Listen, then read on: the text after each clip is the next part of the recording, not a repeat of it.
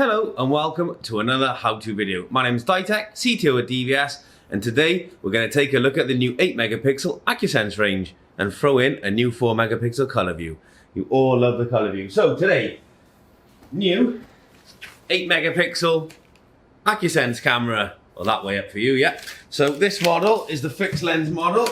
So inside the box you get the usual. Just get the box out the way. So this is the new 8 megapixel AcuSense camera, fixed lens, 2.8mm, nice and small, rugged, good looking, PoE or 12 volt power, so no alarm input, output or audio control on there, but it has got the SD card and reset button underneath there, but everything you've known to come and like about the Hikvision range. So then we have the 8 megapixel AcuSense varifocal model. Now the AcuSense range is becoming more and more popular. It is powered by darkfighter and it's got the higher level analytics in there. So often people ask me what the difference between a standard camera, AcuSense, and then the IDS range. So the AcuSense camera really is the next step up from the basic analytics that you find in like the two-line cameras. It's not as high-end as the IDS analytics that have got the GPU-led analytics. So this is like a halfway house. So still very, very good, but it doesn't perform as well as the IDS, but of course, it's a lot more cost effective. So you pay a little bit more than a standard camera and get a much better stable analytic externally. Still got line crossing, intrusion, etc., but it isn't as good as the IDS, NVR, or camera technology itself, but it's still really, really good. But that is the difference. For those of you that want to know, I'm doing a webinar this Friday coming actually, on the IDS technology, so if any of you want, let us know and you'll be able to see that. So in this camera now, because it's the varifocal, what you'll find is it is a lot bigger based on the standard 2.6 housing. So you've got the integrated back box on there, and on the back there you've got the PoE audio in out, 12 volt in, alarm in and out, back box, and then the camera technology there. So this is the varifocal model, so 8 megapixel varifocal. Okay, we've also got an 8 megapixel AcuSense turret now. So again, very similar to the new turret style. So there you go, the AcuSense turret camera. Now this isn't the one with the speaker and flashing light, the audible output. This is just a fixed lens turret. Still really, really powerful. You can see just PoE and 12 volt input, but it hasn't got the flashing light. So it's not the AcuSense flashing light version with the built-in speaker. There is a new version of that coming hopefully in the next couple of months. So that's that one. So this is a new 4 megapixel color view bullet. So the technology you absolutely love, but we've decided to bring this in a smaller bullet style. So this is like the older bullet style that's been rejigged to give it that nice, familiar range look, but it is the smaller bullet with the color view technology. So that's 4 new models I wanted to show you. I'm gonna go fit one of these AcuSense outside and then we'll show you the setup and how it works and the picture quality itself. It's 6:20 here in the morning, freezing cold outside. There's a lot of ice as you'll see shortly. So I'm gonna go fit this quickly. We'll come back, we'll see the setup. So I fitted the camera outside. You can see it's very cold. I've had to keep my jacket on and I got a nice warm cup of coffee here. So I've web browsed into the camera. You can see there's the model number. So it's the new 2686G2. I had to update the firmware. There is only one firmware above it, and that is the latest firmware. It's part of a new firmware under the G3 range for any of you that want to go and look for it. So it's an 8 megapixel, 2.8 to 12mm varifocal bullet. Same size, same base plate as the previous 2-line. So it's a nice easy swap from the outside. So I've updated from an older 3 meg to this lovely 4K camera. So first thing, system settings. There's the model and firmware version. You all asked me for that, so hopefully that's fulfilled that. A big tick in that box. Next one along, metadata settings. So I've always tick it and click save. This is more for you if you're using the ISAP and SDK protocols for third-party applications, but I always tick it by default anyway. Other than that, maintenance menu, turning the enable IR light on and off is on by default, but obviously you can turn that off if required. The other menus, very, very familiar to you. So I'll just quickly skip through these. other than that. And it's got the platform access, High Connect if you need it. You can change it to High Connect, enable it, etc. Video audio, I set it to 8 megapixel at 15 frames a second with H.265 on. I rarely use H.265 plus. For me personally, it causes more issues than it fixes, so I just stick to the H.265. The audio, you can set the audio inputs. You can put a microphone into there, region of interest, and the display info on stream, etc. Next, down into the image settings. So it is an 8 megapixel AcuSense powered by Darkfighter. So under the image settings, I've left it as normal, and you've got all the image parameters you can adjust specifically for your scene as you need. I forced it into day mode. We've got external lighting here, so I forced this into permanent day mode, and you can adjust the settings as application requires. And you've got the image parameter switch. You can set times or scheduled switch. So between one time and one time, it links different scene parameters to it. So under normal, and then I can link period 2 would be backlit. So nighttime is one set of parameters, daytime is another set of parameters. So you can do that within the web menu. We found that really helpful with other customers. So hopefully you'll make use of that. So it is the AcuSense model. So under event, we have the basic events, motion, video tampering, alarm input, alarm output, exception. We've also got the audible alarm output. This model doesn't have the built-in speaker or the flashing light. That's not that model. What it does have is an audio output. So you can connect a speaker to the audio output and then select one of the messages, default messages, how many times it rings, or announces that, the volume of it, and when that's active, and you can link a smart event to that. So that really does require you to connect that into a PA system or a powered horn, etc., which we can sell you. Next one is smart event. This is where you have the VCA function, so scene change detection, intrusion, line crossing, region entrance, and region exited. So I'm going to focus on intrusion and line crossing. I've already set those up. I've actually added this model to an AcuSense, an IDS deep learning NVR, the 16S model with the false alarm reduction technology. When I set the parameters through this, so if I go to straight to the IDS NVR, so just to show you, that's the IDS NVR there. So I'm going to go down to event and then smart event.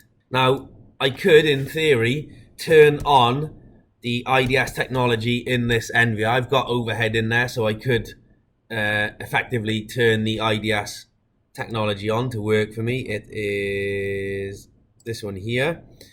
So I could turn that on. I could enable local smart analysis, enable that.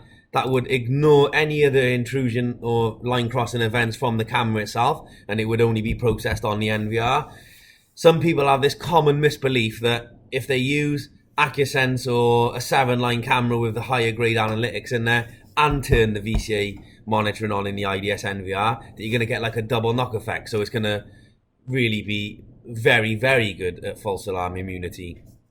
That just doesn't happen. If you turn the enable smart analysis function on, it ignores anything from the camera and it does it on the GPU. That's why we're able to do like RTSP and ONVIF streams into our recorder and do it via the onboard GPU.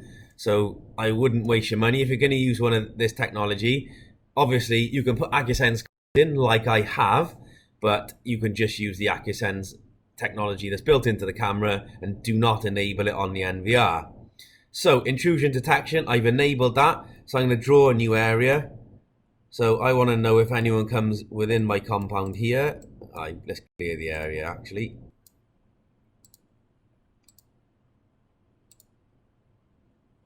So if anyone comes in my compound here, let's make that a little bit better.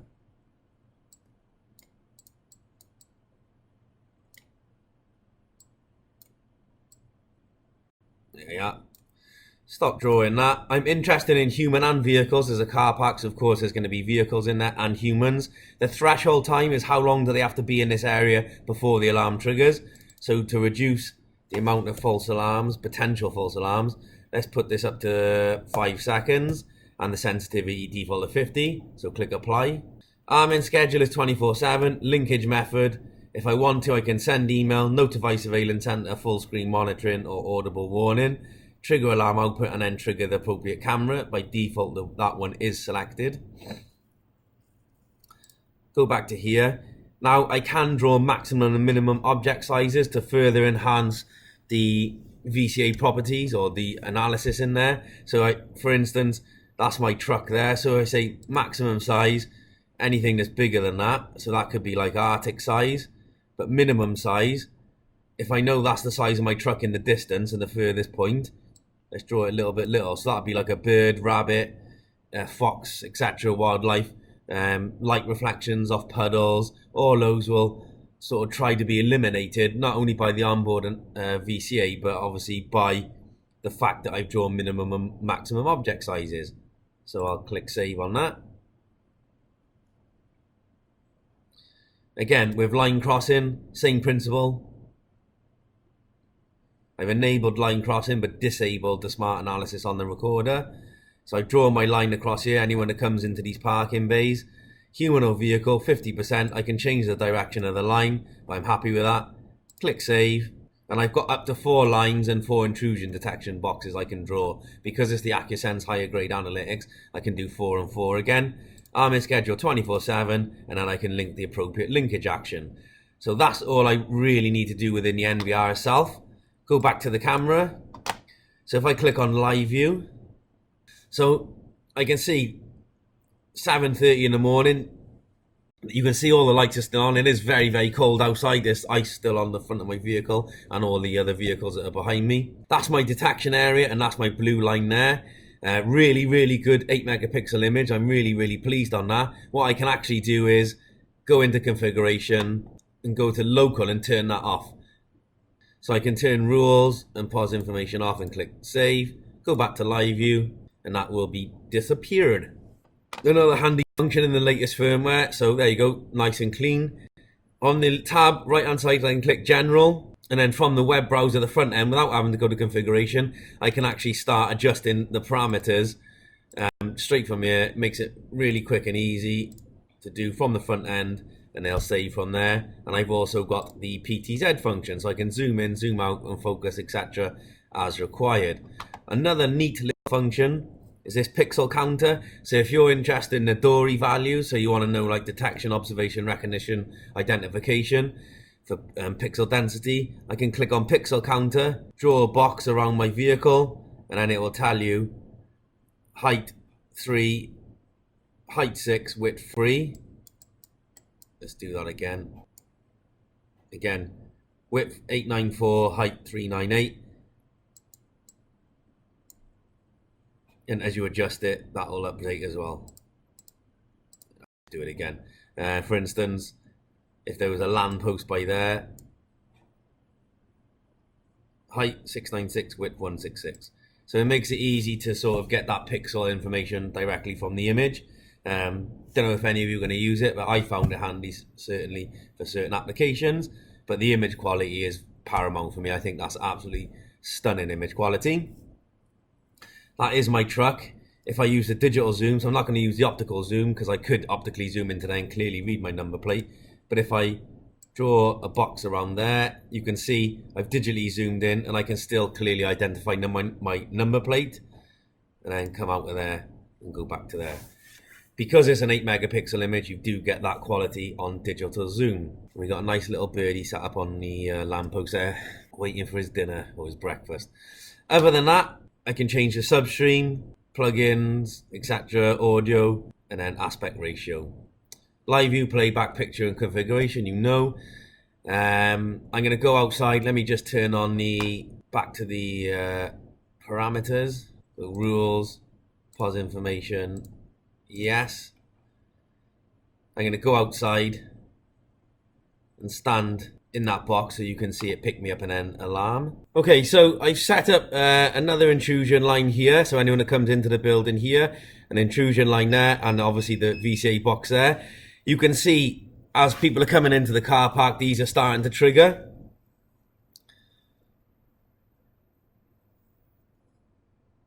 We should have enough movement here. The VCA intrusion box has already triggered. But you can see you do get issues with like reflections, like light reflections off bodywork. So whilst it is definitely better than the standard analytics, it isn't quite as good as the IDS, and that's an important thing to remember. So there we go. A human walked into this intrusion box and triggered it.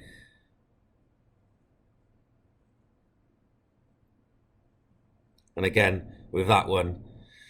So you can see there how the analytic works. Intrusion box 2 intrusion lines working really well. But again, we can go into that, adjust the areas, because you can have up to 4 lines, 4 boxes, adjust the parameters, the thresholds, sensitivities, human or vehicle detection. And from there, you can really get some stable analytics compared to the standard product. Hope you enjoyed the video. Any questions, please ask us. Other than that, have a great week, and we'll see you next week for another how-to video. Thanks, everyone.